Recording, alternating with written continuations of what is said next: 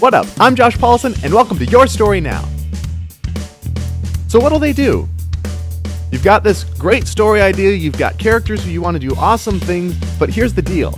If the foundation of story is character action, then getting character action right is foundational to creating story. Thus, determining what characters would do is essential. If we're creating these stories and we're spending a lot of time on them, but we have no idea what our characters would actually do, we are digging ourselves into a hole which will be very hard to get out of during Draft 2. So, when something happens, a character's reaction depends on two things: the happening and the character. This is a place that we can start from in order to determine what our character would do. Yes, you may have multiple characters interacting, and a character may be responding to more than one input at a time, but at its core, here's what you got.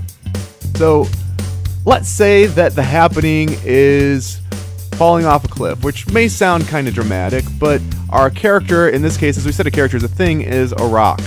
So, a rock falling off a cliff is probably going to fall and likely hit something, and maybe it'll break, or maybe it'll just, fall and bounce on something.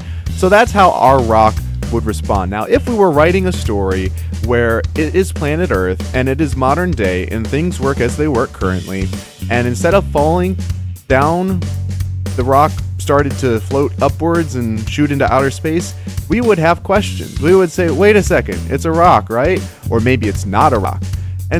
But the thing is, if it doesn't fit the character that you have set, then it couldn't really happen in the story.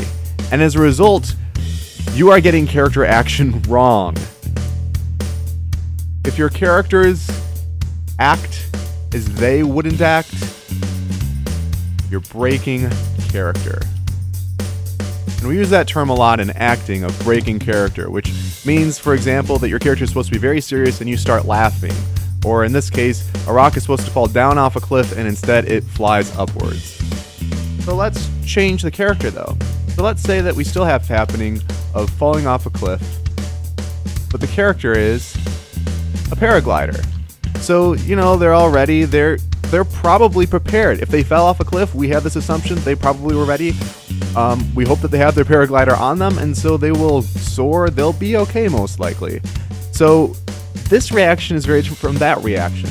However, let's say that our happening is still fall off a cliff, but then our character this time is instead, I kind of hate to do this.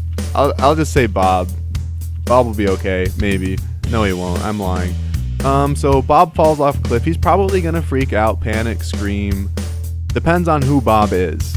So we have three different characters and three very different reactions to the same scenario. And of course, if we change the happening, we're also going to have quite different reactions. If our happening is a party, then we go, okay, well, what will the rock do? The rock most likely is going to sit there and not do anything because it's a rock. On the other hand, if you have a party and you invite the paraglider, then the paraglider's probably gonna have fun. We don't really know much about the paraglider. If we invite to the party Bob, then we also have this similar issue where we don't know them that well. So our limitation here in figuring out what these characters would do is in understanding who they are. And understanding who our characters are is what we will discuss in the next video.